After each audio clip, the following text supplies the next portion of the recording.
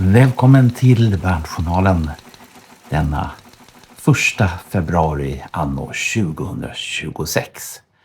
Och jag vill ju börja med att säga något som jag aldrig trodde skulle inträffa i Bandjournalens historia, nämligen att det är tyst. Det är helt tyst. Och ingenting har hänt. Alls i KISS-kretsarna. Inga skandaler, inga tweets, ingenting. Kan ni tänka er? Men som man brukar säga, när nyheterna tystnar, då talar mörderiet. För visst har vi grejer att prata om. Det kan ni hoppa upp och sätta er på. Och vi måste ju börja med Ace Frehley's Trouble Walking. Den här tyska utgåvan som kom för ett tag sedan. Där vi har fått frågor om.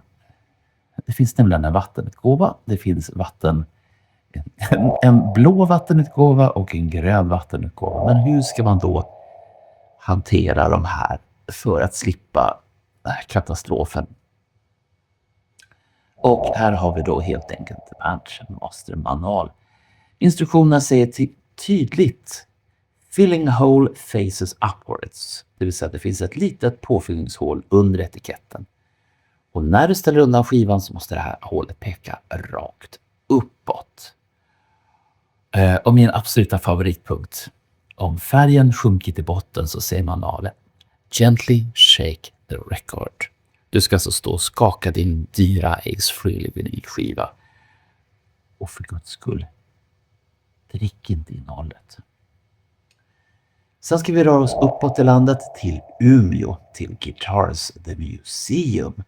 De har nämligen fått en donation utav Lars Oskarsson som är 4 stycken Kiss-dockor i nyskick i sina förpackningar. Vid första anblicken så ser de ut som dockorna från 1978. Men om man tittar på dem lite noggrannare så sitter de på ett blistercard och inte i kartongerna med fönster. Och det här är väldigt välgjorda återutgivningar från Figures Toy Company från ungefär 2012. Exakta kopior men inte moderna. En grym donation som ni kan titta på ifall ni är uppe i Umeå. Och sen som det inte vore nog så ska vi ta en liten titt till en ishall där vi har fått en spaning från Mikael Norin Renstål. Han var på Löfbergs Arena i torsdags för toppmötet mellan Färjestad och Frölunda. Klockan den var 18:41. Spelarna värmde upp. Och vad väljer DJ då? Ni får lyssna.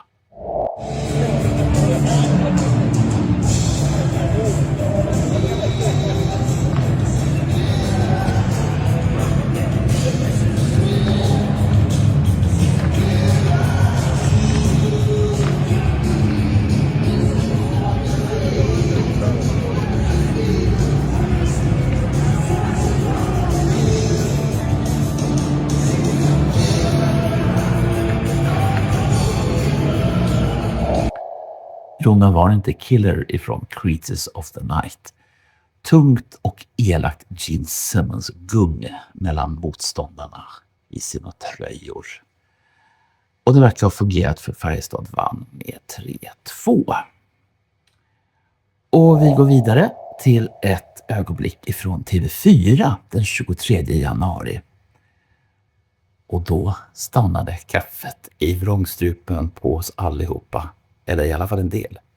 För att i TV4s postgård Miljonären, där satt Josef Moe Ekseryd i heta stolen. Josef är församlingspräst i Mariestad, men också gammal punklockare.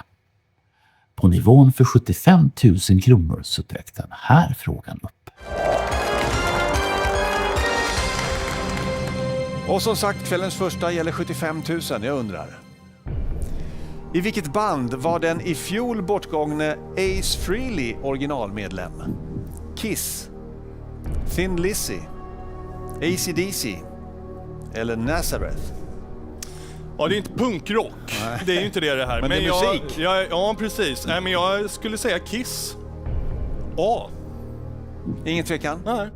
Har du tänkt Ja, klart? ja. Och du har fått en kanonstart för det är rätt och du har 75 000 kronor. Och visst gick det galant för honom. Alldeles träffsäkert bra. Men det blev också återigen en påminnelse till oss allihopa att Ace Frehley numera bor i historieböckerna. Och sen så tystnar ju inte musiken bara för det. Tvärsom. Let Me Know-podden har haft en tung podd i fredags. Där vi äntligen har öppnat Gene Simmons gigantiska kassavalv. The Vault. Och i fredags så släppte vi del 1 av 3. Och det är Roger Nilsson som går igenom åren 1966 till 1979 till vår stora glädje och passion. Vi hittar allt från Genes första stapplande steg till den stora, vad var det besvikelse nu, i Mongoloid Man. Låten som bevisar att Gene Simmons har återanvänt samma riff i 40 år.